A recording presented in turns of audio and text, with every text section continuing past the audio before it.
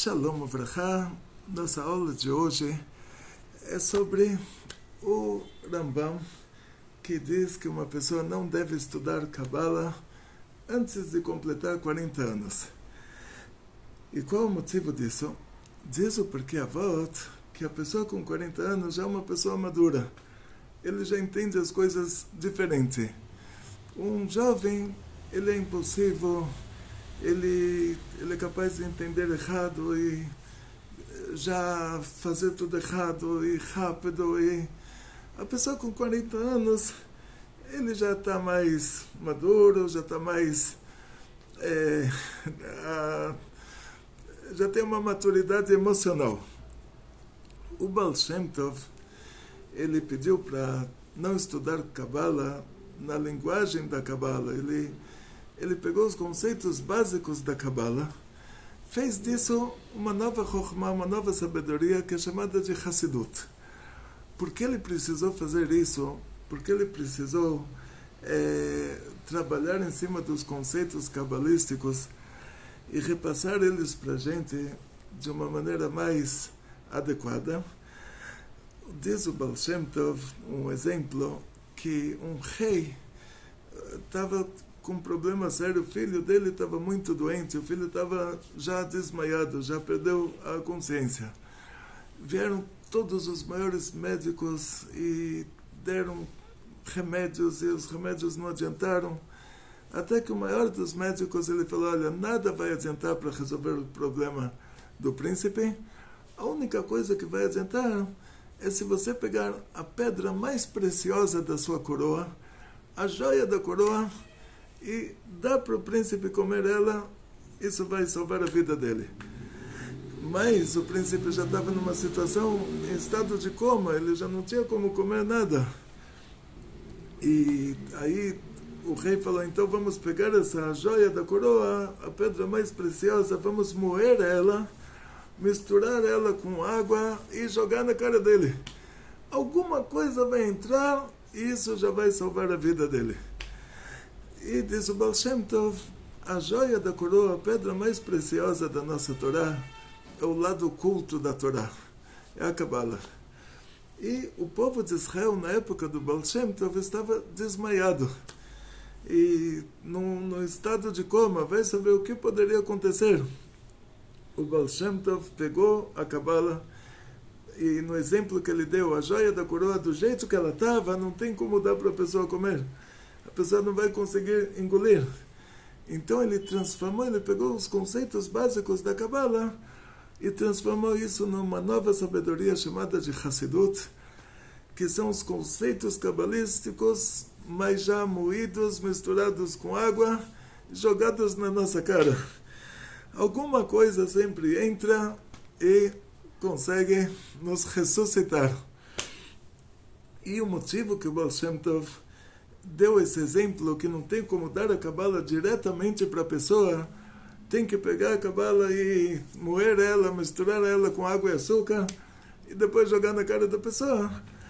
O motivo disso é que a linguagem da Kabbalah é uma linguagem que ela era a linguagem entre mestre e aluno, de pessoas que entendiam desse assunto, que sabiam do que se tratava. E é uma linguagem que, se uma pessoa comum que não recebeu de um mestre, que recebeu do mestre, que recebeu do mestre, até o Arizal, até Rabbi Shimon Bar Yochai, uma pessoa comum, ele vai materializar os conceitos. E na hora que a gente materializa conceitos espirituais, isso é o que a gente chama de idolatria. Dá uma figura para Deus, dá uma forma para Deus, desenhar Deus. Isso é o que a Torá chama de idolatria.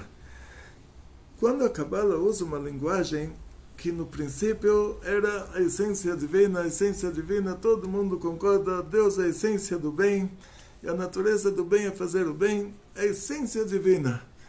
E a partir da essência divina, Hashem, ele faz um tzimtzum, Hashem é Deus, faz um tzimtzum. Tzimtzum, na tradução literal, é uma contração. E de acordo com os livros da Kabbalah, eles descrevem isso como contração, que Deus fez um lugar que não tem Deus. uma pessoa leiga vai ler uma linguagem dessas e vai falar, uau, então já tem duas coisas. Tem Deus e tem não Deus. Então já são dois. Se você fala que Deus não está no banheiro, então Deus já não é mais infinito. Que tem Deus e tem o banheiro. Então se existia um lugar que a própria Kabbalah fala que Deus fez um círculo e no círculo Deus, ele se retirou daquele círculo e ele fez o tzimtzum, uma contração e lá aquele círculo ficou sem Deus. Então isso já escorrega direto para a idolatria. A pessoa fala, olha, Deus já não é mais um, Deus já não é mais o único, Deus já agora, Deus próprio criou duas categorias. Uma categoria que Deus existe e a outra categoria que Deus não existe. Deus me livre. Então como dá para explicar isso? Que Deus fez um espaço que não tem Deus.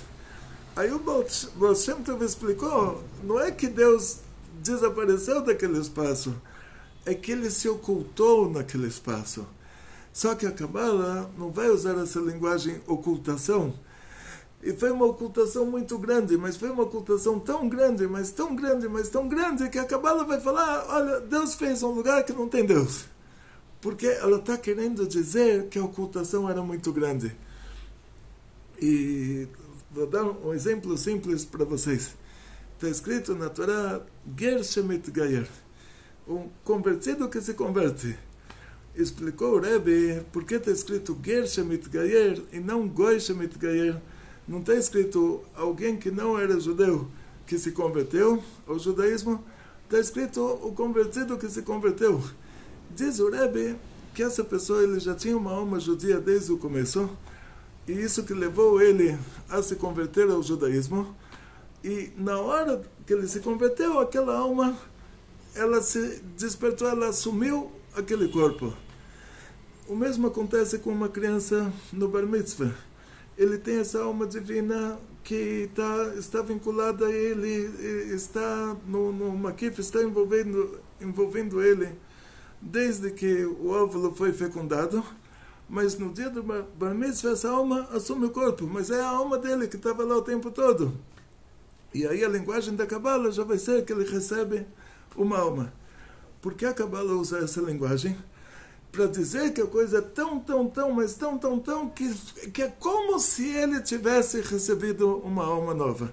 Da mesma maneira, o tzimtzum é como se aquele lugar não tivesse Deus.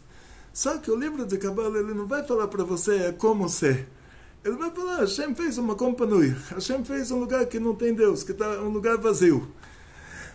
Então essas linguagens, na Hassidut, elas já são explicadas. Inclusive o Arizal, ele explicou muitos desses conceitos.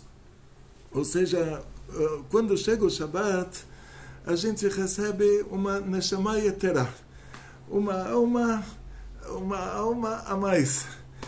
A linguagem do Zohar é Neshama Yeterah, uma alma a mais. Então você imagina quantos milhões de judeus nós somos.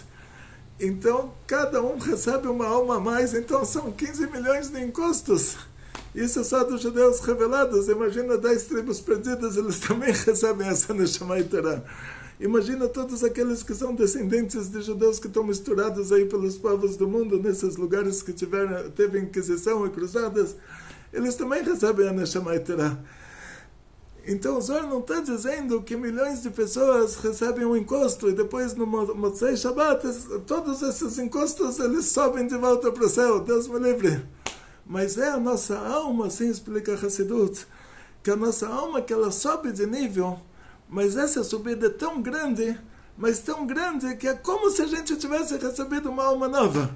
É como se você fala, olha, o eu de hoje não é o mesmo eu de ontem, né? Não é possível que sou eu. Ontem eu não era assim, agora eu estou muito melhor.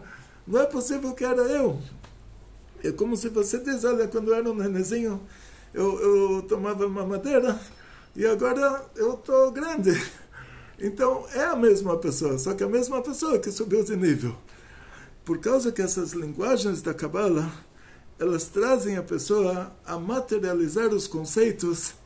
Por isso o Rambam, ele trouxe a solução para isso, que é a espera até você fazer 40 anos de idade, e aí você vai estar mais maduro.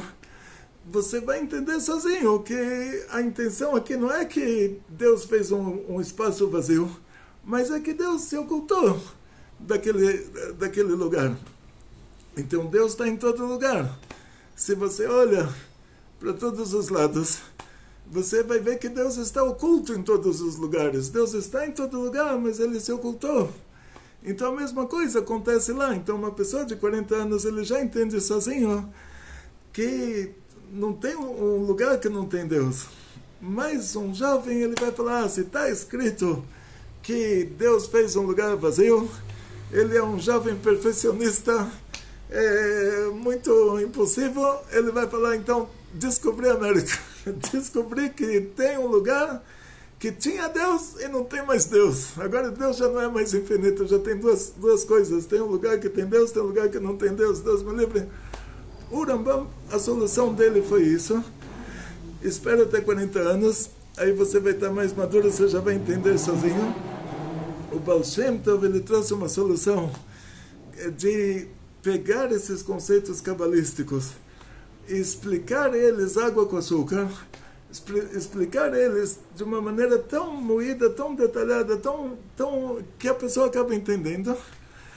E o Arizal, há 500 anos atrás, pouco menos de 500 anos atrás, ele disse que isso que o Zohar falou, que o estudo do lado oculto da Torá tem que ser mantido no petit comité, num grupo pequeno, grupo fechado. O Arizal falou, chegou a hora que é uma mitzvah de revelar essa sabedoria. E o Baal Shem Tov, ele falou que agora que o povo de Israel, se não tiver isso, a gente termina. Quer dizer, chegou a hora que a única coisa que pode salvar o nosso povo é pegando a joia da coroa, pegando a cabala, misturando ela com água e açúcar, moendo ela bem moidinha, tacando na cara do príncipe, aí o nosso povo ressuscita. E o que aconteceu que durante centenas de anos, desde do Baal Shem Tov até hoje, vieram os rebes e revelaram muitos assuntos ocultos da Torá de uma maneira bem detalhada, muitos assuntos cabalísticos de uma maneira bem água com açúcar. E chegamos o genérico da coisa. Afinal das contas, o que é Kabbalah? O que é Zohar? O que é o Arizal? O que são as escrituras do Arizal? O que é o Sefer Yetzirah? O que são os livros de Kabbalah?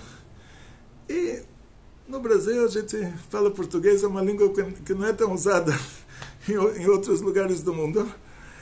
Até chegar um livro aqui em português, ele primeiro passa pelo inglês, e lá eles vendem bastante, aí alguém compra os direitos autorais e traduz para português. O que acontece é que o Zohar, ele foi escrito originalmente em aramaico, e o Rabbi Shimon Bar Yochai, ele teve a intencionalmente ele escreveu o Zohar numa linguagem metafórica, para as pessoas não entenderem mesmo. Só entende quem está no petit comité, quem sabe os códigos como decifrar. Por quê? Os romanos antigos, Rabbi Shimon Bar Yochai fugiu dos romanos. Os romanos fizeram para ele pena de morte, ele conseguiu escapar, ele foi para uma caverna perto de Tzfat, no Miron. Os romanos antigos, eles pegaram o nosso Pentateuco, pegaram toda a nossa Torá escrita e transformaram isso na idolatria deles. Eles eram especialistas nessa matéria. Eles pegaram a idolatria dos gregos, deturparam ela, depois pegaram a nossa Torá, deturparam a nossa Torá, fundiram a nossa Torá com a idolatria deles. Imagina se o Zohar tivesse caído na mão deles. Então, Rabbi Shimon Bar Yochai, para que isso não acontecesse, ele tomou essas duas providências. Que o Zohar foi escrito numa linguagem metafórica e também foi ensinado somente dentro de um petit comité. E muitos sábios vieram depois. O Arizal, ele explicou, agora fez o Shulchan Aruch do Zohar, ele explicou o Zohar detalhadamente, os conceitos básicos do Zohar, ele colocou eles como se fosse uma mesa posta. Tirar cada coisa da panela e colocar na quantidade certa dentro do prato. Para vocês terem uma ideia do que eu estou falando, Só vou mostrar para vocês assim, de uma maneira bem genérica, do que se trata. Esses livros aqui, a partir daqui, incluindo esses, eles são o Zohar, com a explicação que é chamada Matok Midvash. Essa explicação ela é uma coletânea de todos os sábios que explicaram o Zohar, que eles receberam por aluno, recebeu do mestre, que recebeu do mestre até o Rabbi Shimon Bar Yochai. Aqui são as escrituras do Arizal, Kitvei Arizal. Então você imagina essa quantidade de livros, alguém pega um pouquinho disso, traduz para inglês, dá um volume, e essa tradução para inglês na América fez o maior sucesso, porque a Madonna ela queria estudar Kabbalah, e a Madonna sabia cantar muito bem, então todo mundo queria ser como a Madonna, e foram lá comprar Zohar. Aí fizeram um Zohar, toda pessoa descobre uma necessidade, ele quer fazer um negócio, pegou um pouquinho do Zohar, todos esses livros que vocês viram, fizeram um volume em inglês, o Zohar é em aramaico, a linguagem dele é metafórica, não vi, diz o Rebbe de Lubavitch, uma tradução, é uma versão inadequada do original. Então você imagina traduzir uma coisa de uma língua como o aramaico, não é uma língua falada. Se for falada hoje, em lugares muito restritos que a gente não tem acesso a esses lugares.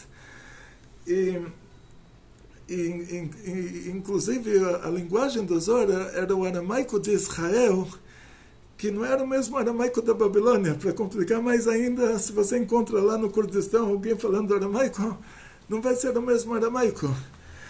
E para complicar mais ainda, a linguagem é metafórica. E a pessoa traduz para inglês, eu não sei, não quero ver o que ele escreveu lá, porque assim, tenho medo de olhar. Aí de lá traduzem para português. Quer dizer, não quero olhar, porque a gente entende, a gente sabe que não é uma coisa simples. Quer dizer, se essas traduções fossem se uma yeshiva adotasse essas traduções no currículo da yeshiva, aí eu saberia que pessoas verificaram isso, pessoas que entendem do assunto, uma yeshiva de Mekubalim, pessoas que entendem do assunto, verificaram, falaram, olha, essa tradução é uma explicação fantástica, pode estudar, mas não tem como. Olha a quantidade de livros.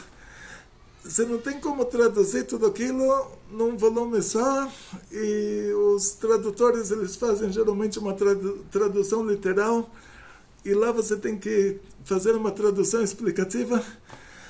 Então não tem como falar para uma pessoa, olha, você está no seu país, você encontrou um livro chamado Zohar na sua língua, então você agora está estudando Zohar, que bom que você está estudando Zohar.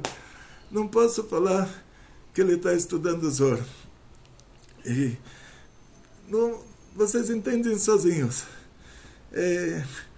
O que acontece na prática, os conceitos básicos da Kabbalah, eles falam sobre mundos.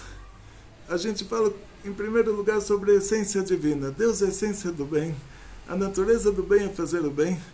Começamos pelo amor por Hashem, que diz o Baal Shem Tov, Hashem, Deus, Ele ama cada um de nós.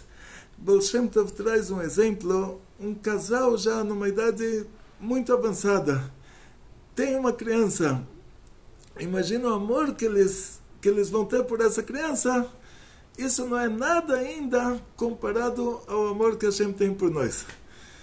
Aí a pessoa pega uma tradução lá de Zohar e de Arizal, e uma linguagem de português eclesiástico, uma linguagem de vós serás, estarás, e uma linguagem assim que Deus está distante, Deus te virou a cara, e não bate com a realidade que Hashem, que Deus está aqui com a gente, está aqui amando a gente a cada instante.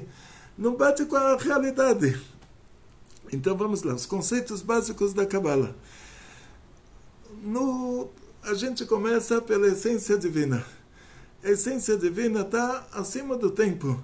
Por exemplo, você pode dizer que uma vez a gente não estava aqui, depois a gente surgiu nesse mundo, depois nós crescemos, depois nós envelhecemos, depois nós deixamos o mundo. Então, o ser humano, ele está dentro de um limite de mundo material que existe para nós um conceito passado, presente e futuro.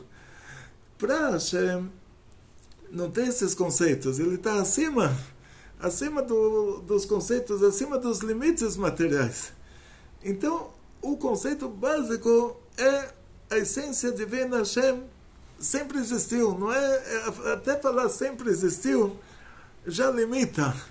Quer dizer, não existe o conceito de antes e depois lá em cima. Hashem é a essência do bem.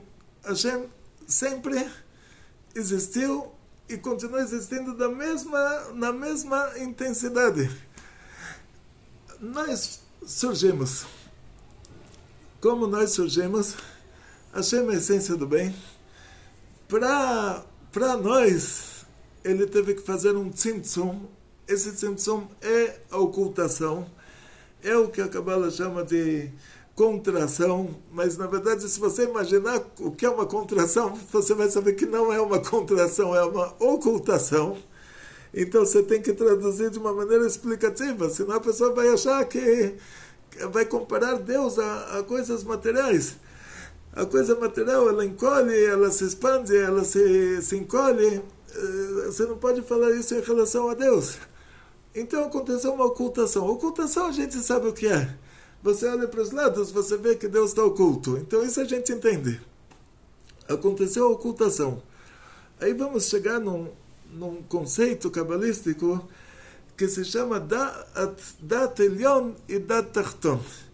A visão divina e a visão humana. Em relação a Deus não tem contração nenhuma, não tem ocultação nenhuma, não tem tzimtzum nenhum. Todos esses conceitos, eles são em relação a nós.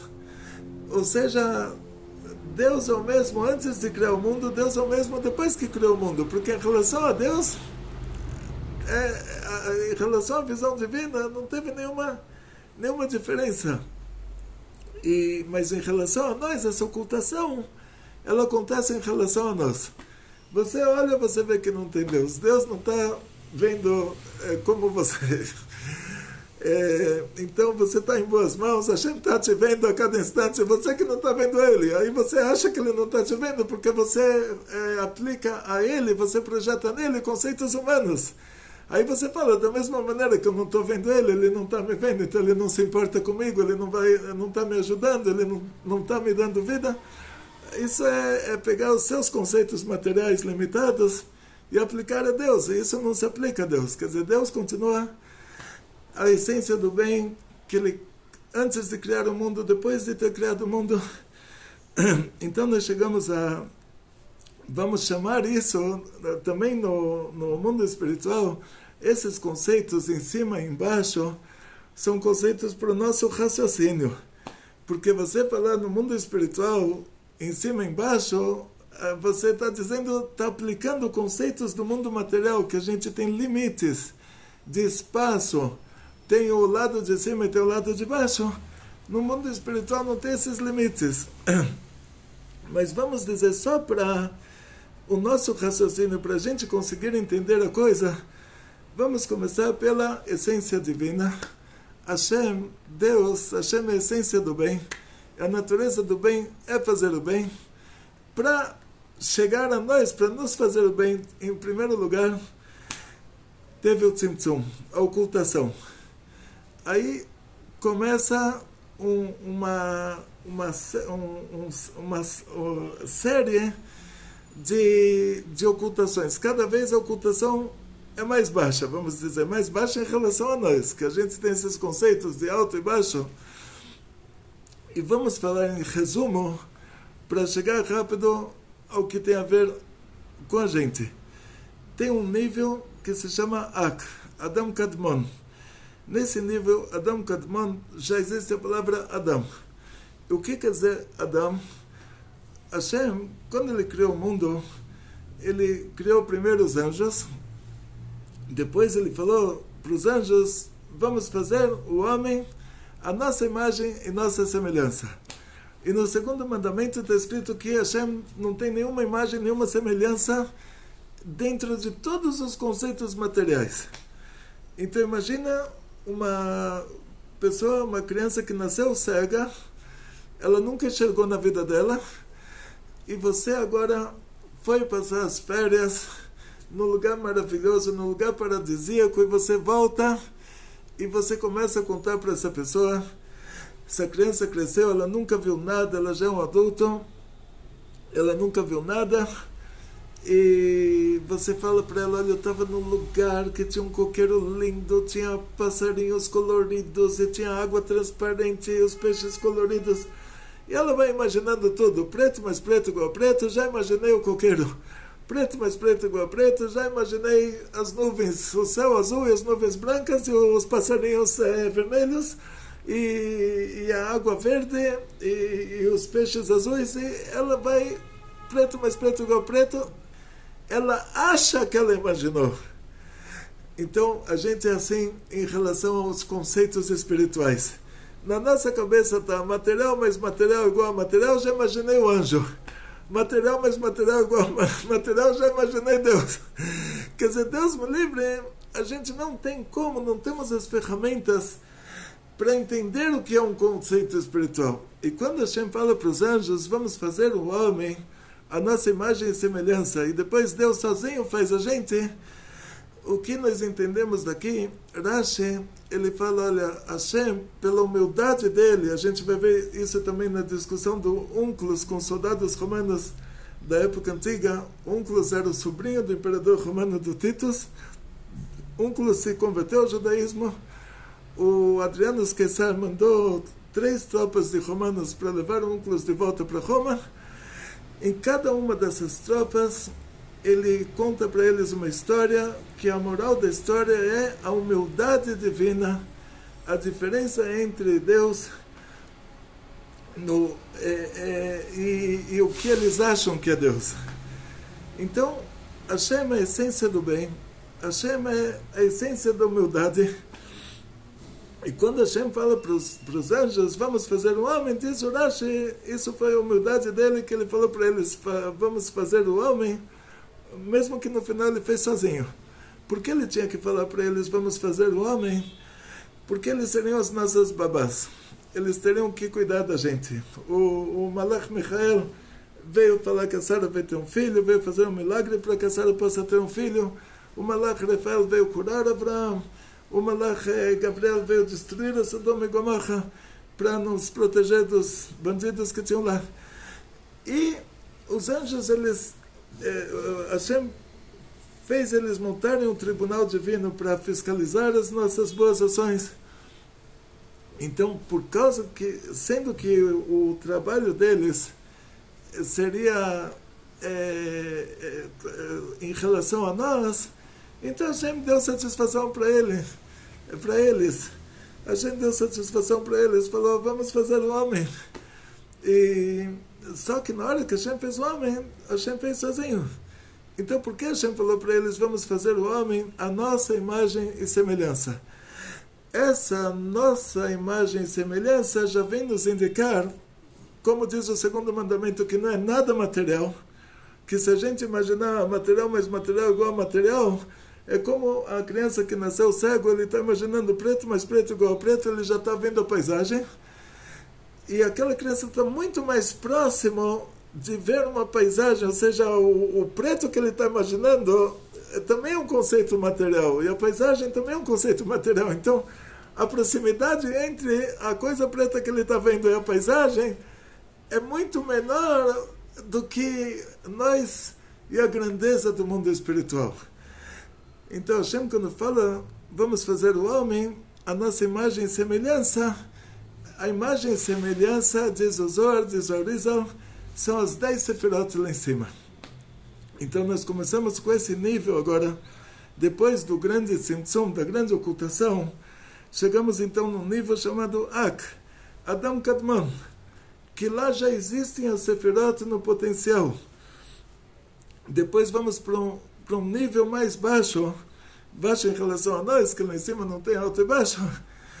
Nível espiritual mais baixo, quer dizer, uma ocultação maior. Que depois dessa ocultação maior surge um mundo, Hashem cria um mundo que ele é chamado de Olama Akudim, que já tem 10 sefirot, só que essas 10 sefirot estão em um receptáculo só. Depois, novamente, mais uma ocultação, mais um mundo criado, que ele vai ser chamado de Olama Nekudim, o mundo dos pontos. E lá já tem 10 sefirot, mas a formação delas são pontos. Ou seja, ela é comparada a pontos. Não é que você tem que imaginar os pontos, que não tem nenhuma comparação. Essas sefirot, elas são manifestações infinitas de Hashem.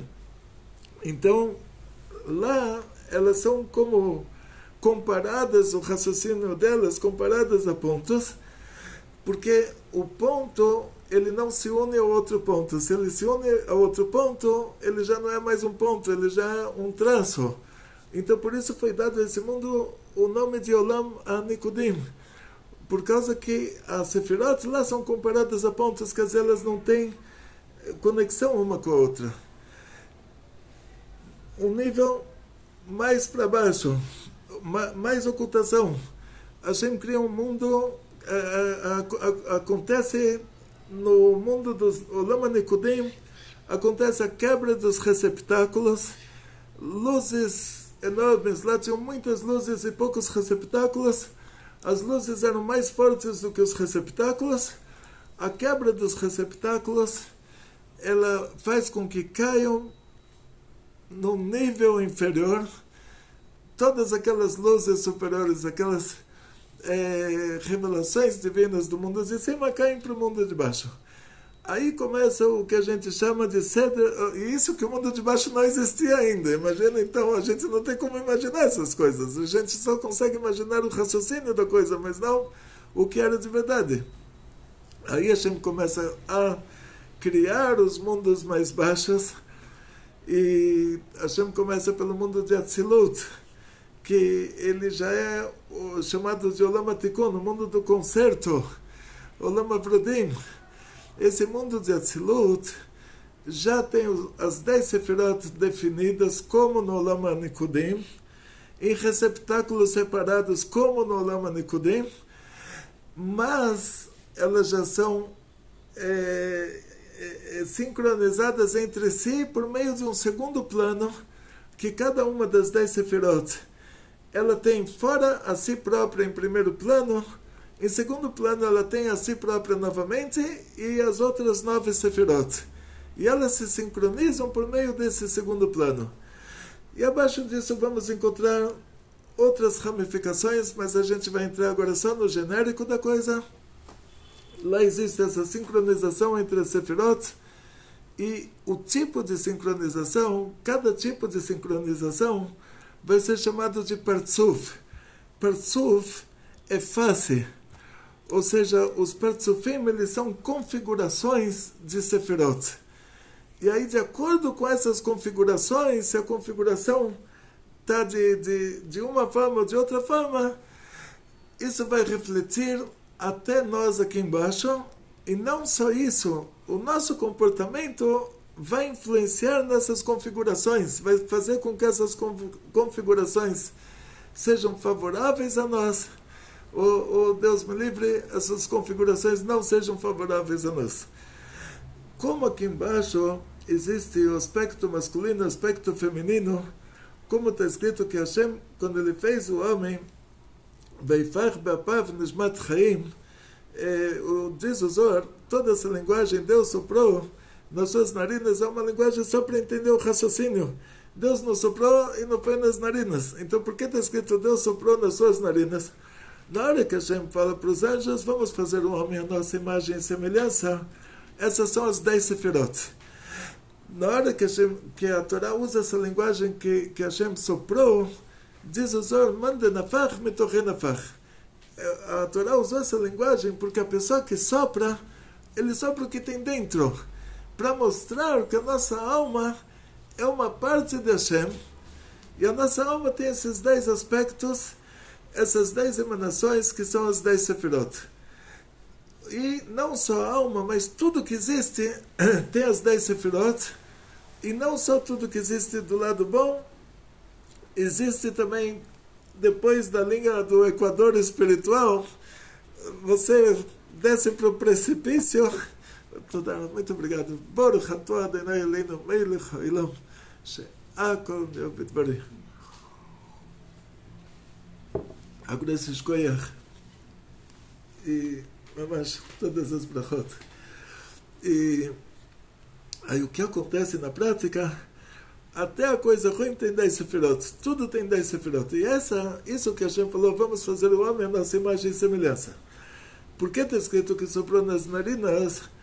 Não é que soprou nas narinas, é o raciocínio da coisa, que na hora que Hashem coloca na gente essa alma divina, que ela não é soprável, ela não entra pelo nariz, ela não é uma coisa material que você consegue soprar, você não vai ver. Quando a pessoa falece, vai sair do nariz dele, ele vai sair lá, vai dar tchauzinho para todo mundo, vai falar, gente, estou saindo desse corpo, já me enchi, estou com uma alma jovem, reluzente, linda, refinada, e esse corpo já é uma roupa velha, estou indo agora para o paraíso, hotel de 5 estrelas. Ele não vai sair pelo nariz. Mas entrou pelo nariz, também não entrou pelo nariz. Então é o raciocínio da coisa. Da mesma maneira que a alma sai do corpo, ela sai no parâmetro espiritual. Ela também entrou de maneira espiritual, não entrou pelo nariz. Então por que está escrito narinas? Para já te mostrar que tem aspecto masculino e aspecto feminino da alma. Então Hashem criou uma pessoa só, colocou uma alma só, mas aquela alma, a Neshama, ela tinha os 2 aspectos. Quando Hashem separou o corpo em homem e mulher, aí o aspecto feminino da alma ficou com a Havá, o aspecto masculino ficou com Adão. O que acontece na prática, aí é o principal. Por causa que a gente tem aspecto masculino e aspecto feminino, e Hashem falou, vamos criar o homem a nossa imagem e semelhança. E Hashem colocou aquela alma em uma pessoa, fez uma pessoa de terra, e colocou uma alma que tinha aspecto masculino e aspecto feminino, e isso é a imagem e semelhança, as 10 sefirot lá em cima.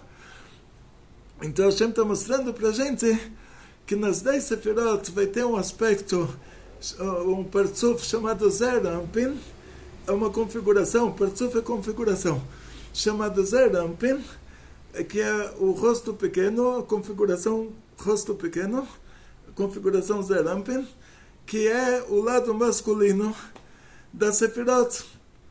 É a Chesed, a Gvurah, a Tiferet, a Netzach, a Hod, a Esot, e vai ter o lado feminino, que é o Malchut. As Sefirot vão ser divididas em 2 parzufim, que vão ser as Hassadim e as Gvurot, as bondades e as durezas, e sempre o lado feminino é ligado ao lado esquerdo, ao lado da rigidez. É a Bina que dá origem à Gvurah, ou seja, quando a gente fala sobre o lado masculino, é uma espia, é a Chokhmah que dá origem a Chesed, que a Chesed da bondade, ou seja, o homem é o que tem que dar,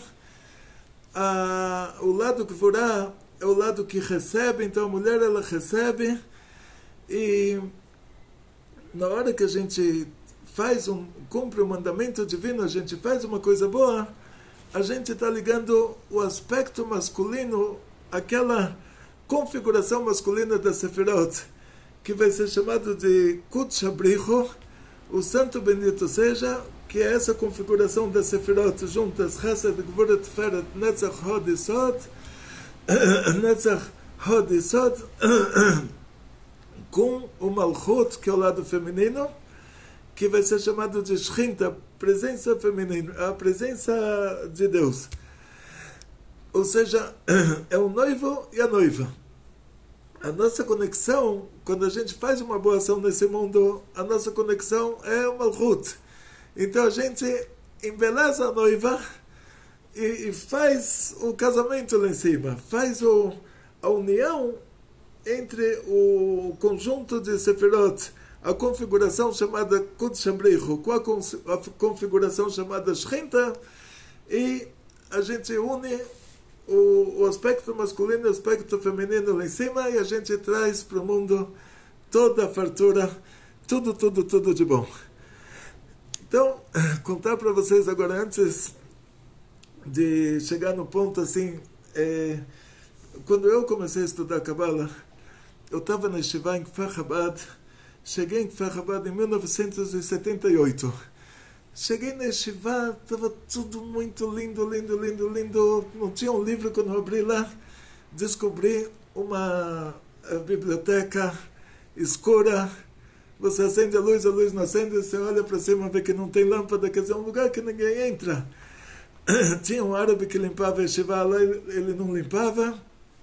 Entrei lá, tinham estantes com livros de Kabbalah. Peguei um livro, tirei a poeira, desci para o Zal, que era o lugar onde o salão onde a gente estudava. Mostrei para o meu Rosh Yeshiva o livro, já tinha limpado ele um pouquinho. Perguntei para ele, será que eu posso estudar esse livro? Ele me falou, você já leu um jornal alguma vez na sua vida?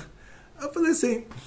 Ele falou, você viu o trem que descarrilhou, o avião que caiu, o navio que afundou, o ônibus que tombou? Quanta gente morreu? Você leu isso? Aí eu falei, você lê um jornal todo dia. Um dia é o avião daqui, outro dia é o avião de lá. Um dia é o trem daqui, o trem de lá. O navio daqui, o navio de lá. Cada dia eles se encontram lá, o avião que caiu, o navio que afundou, o trem que descarrilhou, o ônibus que tombou. Aí ele me perguntou, e você conseguiu dormir de noite normalmente? Eu falei, sim. Ele me disse, olha, isso quer dizer que você não tem o mínimo de sensibilidade. Tudo que você lê, entra por aqui e sai por aqui. Não entra dentro. Então você pode ler qualquer coisa, não tem problema. Depois eu descobri que ele falava isso para todo mundo. Ou seja, na opinião dele, a gente já não estava naquela categoria de pessoas antigas que levavam as coisas a sério. Então, para entender isso, a Gemara nos traz uma história de 4 que entraram no Pardes. Eles eram o Rabi Akiva, que entrou em paz e saiu em paz. O Elisha Ben Abuya, coitado, ele se encontra com um anjo no mundo da Yetzirah. Eles conseguiram acessar o mundo superior. Ele se encontra com esse anjo, que no começo o anjo ele era o Hanor, nas 10 primeiras gerações, entre Adão e Eva e o dilúvio. Ele era o Hanor, traduzido como Enoch, talvez. E esse anjo é responsável por 70 anjos, que são responsáveis por 70 povos. E ele repassa para o mundo toda a fartura do mundo superior, que vai para cada um desses povos, sem nenhum critério. Quer dizer, se o povo está se comportando bem, se está se comportando mal, não tem lá nenhum critério. Os critérios não têm a ver com o comportamento deles, dos povos que estão nesses países. E na hora que o Elisha Ben Abuya, ele viu isso, ele falou, uau, eu estou aqui me esforçando para cumprir os mandamentos divinos, e agora me encontrei com Deus. Ele pensou que encontrou com Deus, porque o nome desse anjo, Memtet, a gente só fala as iniciais, porque se você fala o nome inteiro, você chama ele. E aí a gente não está no nível dele, então é curto-circuito. E o Elisha Ben Abuya falou, olha, eu estou aqui, me encontrei com Deus. Conversei com Deus, eu vi que não tem nenhum critério. A gente tem que ir lá em Israel, a gente tem que estudar a Torá, cumprir mitzvot, para chover um pouquinho. E aqui tudo é repassado, sem nenhum critério. Então ele chutou o pau da barraca, como se costuma dizer aqui, na nossa cidade. Ele parou de fazer tudo o que ele fazia, parou de cumprir Torá e mitzvot. E ele era o professor do Rabi Meir Balanés. O Rabi Meir Balanés, eu vou pular muitas partes dessa história, porque a gente já está no nosso horário. O Rabi Meir Balanés um dia falou para ele, você não é bobinho, você é inteligente, você sabe que você está fazendo errado. Então por quê? Aí ele falou, porque na hora que eu me toquei do erro que eu fiz, eu ouvi uma voz do céu que falou, chuvo, banim, chovavim, voltem, meus filhos bagunceiros, chutz mecher, fora o acher. Ele foi chamado pela voz do céu, foi chamado de o outro. O Acher faleceu, o Elisha Ben Abuya não foi aceito no Gehenom por causa da Torá dele, não foi aceito no paraíso porque ele se comportou errado, fez tudo de errado aqui embaixo. E o Rabi Meir Balanés, ele falou, no dia que eu falecer, eu vou lá conversar com o Tribunal Divino, consigo colocar o Elisha Ben Abuya no Gehenom, que aí depois do Gehenom é limitado para 12 meses, inferno judaico, depois ele vai. O Rabi Meir, quando faleceu, começou a sair fumaça do túmulo de Elisha Ben Abuya. O Rabi Yochanan falou, isso que ele conseguia fazer. Quando eu falecer, eu converso com o Tribunal Divino, vão tirar o Elisha Ben Abuya do Gehenom e colocar ele no paraíso. Quando o Rabi Yochanan faleceu, parou a fumaça de sair do túmulo de Elisha Ben Abuya, era um sinal de que ele foi aceito no paraíso. Então o problema com o estudo da Kabbalah, com essa categoria da Kabbalah, que é a Kabbalah prática, é que a pessoa usou os meios que ele aprendeu lá, chegou no mundo superior, achou que estava falando com Deus e olha a consequência. E esse era um sábio de Israel. Então como você pode deixar uma pessoa normal estudar Kabbalah? Olha onde ele chegou. O Maral de Praga, o Maral de Praga na República Tcheca, hoje eu acho que o país lá era Tchecoslováquia, depois a Eslováquia fugiu, ficou só a República Tcheca. Quando eu era pequeno era Tchecoslováquia, só me lembro. A cidade chama Praga, né? O Maral, que era o grande tzadik, ele era o tataravô do Alter Rebbe, ele era o tataravô do nosso Rebbe, ele era um descendente direto do rei Davi, filho do filho do filho do filho. Ele tinha um Sefer Torah com o nome do pai dele e do avô. Era como se fosse um Sefer Torah, um pergaminho lá com o nome de todo mundo até o rei Davi. Ele, para proteger o condomínio fechado dentro da cidade de Praga, o condomínio judeu, para proteger aquele condomínio dos antissemitas que queriam colocar lá uma criança morta e falar que os judeus mataram, ele fez um homem de barro. Ele pegou a receita lá, como se faz o homem, pegou na Kabbalah prática, fez um homem de barro e deu vida para ele, colocou lá o nome de Hashem na boca dele, e aquela criatura ficou o guarda do gueto. Sempre que alguém dava uma facada nele, não acontecia nada e a pessoa saía correndo de medo. Então, sempre que pensava, agora, hoje a gente vai, Deus me livre, os antissemitas iam matar o guarda, eles viam que esse guarda não morre. De qualquer maneira, você fala, como você pode deixar alguém estudar a Kabbalah? Olha o que a pessoa pode fazer, pode acessar ao mundo da Yetzirah, conversar com o anjo lá, pode fazer um homem. Então, essa parte da Kabbalah, não se preocupem, não chegou até nós. Não chegou até nós.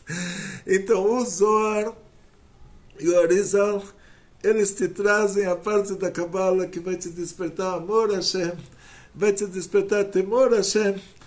E essa Kabbalah prática, ela não chegou até nós. O Zohar não trouxe isso para a gente, o Arizal não trouxe isso para a gente. Então, não se preocupem. Então, em outras palavras, só para terminar a nossa aula,